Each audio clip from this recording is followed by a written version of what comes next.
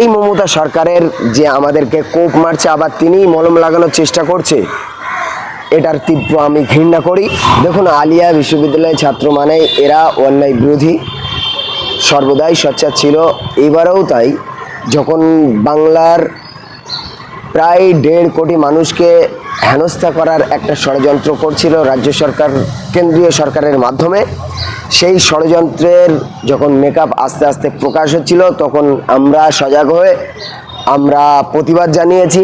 বিগত কালকে যে কথাটা আপনি বললেন, সেটা আপনারা সকলেই জানেন যে আলিয়া বিশ্ববিদ্যালয়ের নিউ টাউন ক্যাম্পাস থেকে আমাদের সাধারণ ছাত্রছাত্রী এবং শিক্ষক মহলের একটা বৃহৎ গোষ্ঠী, তারা এই জ্ঞানেশ নামক মূর্খ কুমারের যে কারবারি, এই কাজের বিরুদ্ধে প্রতিবাদ জানাতে ওয়েস্টিন হোটেলে, যেখানে তিনি অবস্থান করছিলেন, সেখানে বিক্ষোভ প্রদর্শন করার জন্য তারা অগ্রসর হচ্ছিলেন। কিন্তু এই রাজ্যের মুখ্যমন্ত্রী, পুলিশ মন্ত্রীর, বেহায়া মন্ত্রীর সরকার তথা তাদের পুলিশ বাহিনীকে সেই বিক্ষোভ, সেই প্রতিরোধকে ডমিনেট করে, তাদেরকে বাধাগ্রস্ত করে এবং তাদের উপরে চড়াও হয়। আমরা ধিক্কার জানাই পুলিশ মন্ত্রী সহ পুলিশ কর্মীদেরকে, যারা এরম ন্যাক্কার কাজের সঙ্গে জড়িত। আমরা সাধুবাদ জানাবো সেই সমস্ত বিপ্লবী ভাইদের, যারা শত প্রতিকূলের মধ্যেও তারা এই স্পিরিটকে, এই ধর্ণামঞ্চকে, এই অবস্থানকে তারা সর্বদাই এগিয়ে নিয়ে গেছে আন্দোলনের মাধ্যমে, বিক্ষোভের মাধ্যমে।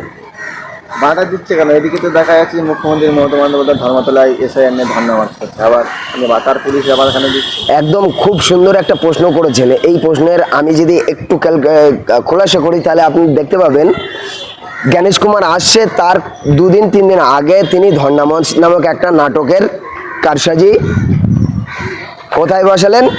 ধর্মতলায় ধর্ণামঞ্চ করে তিনি দেখাতে চাইছেন বিরোধী হতে একটাই আদার্স কোনো শব্দ তার জ্ঞানেশ কুমার বা মূর্খ কুমারের কাছে যাবে না, সেটা হলো মমতা। অতএব সেটিংটা একটাই হবে, আদার্স মুখ যেন সেখানে রিলেটেড না হতে পারে। আর সেটাই হয়েছে, জ্ঞানেশ কুমারের সঙ্গে একজনই কথা বা সেটিংয়ের জায়গায় যেতে পারার কৌশিষ্টা সম্পন্ন হয়েছে, সেটা হলো মুখ্যমন্ত্রী। অতএব এই জায়গাটা তৈরি করার জন্যই তানার এই ঢংবাজির মানে ধর্ণামঞ্চ ছিল। আর দেখলেন তানার চলে যাবার পশ্চাৎগামী হতেই তানার ধর্ণামঞ্চ শেষ, মানে তানার বাজার কমপ্লিট, তিনি ব্যবসা কমপ্লিট করেছেন, ধর্ণামঞ্চ কমপ্লিট করেছেন।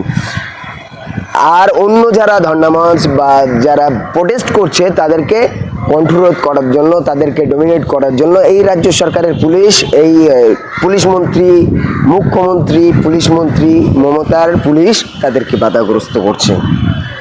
তাদের উপর কালকে চড়াও করা হয়েছিল, তারা এখন কেমন আছে? যারা আমাদের আলিয়া বিশ্ববিদ্যালয়ের ছাত্র এবং শিক্ষক গতকালকে আক্রান্ত হয়েছিল, তারা এখন অনেকটাই সুস্থর দিকে এসছে, অনেকের এখনও ইনজুরিটা পূর্ণ হয়নি। তো এই মমতা সরকারের যে আমাদেরকে কোপ মারছে, আবার তিনিই মলম লাগানোর চেষ্টা করছে, এটার তীব্র আমি ঘৃণা করি। এই রাজনীতির লক্ষ্যে যে মানুষকে মারা, মানুষকে হেনস্থা করা, এর জন্যই আমি রাজ্য সরকারকে তিরস্কার করি। আপনার পরিচয়? আমার নাম মোহাম্মদ আলমগীর, আমি আলিয়ান।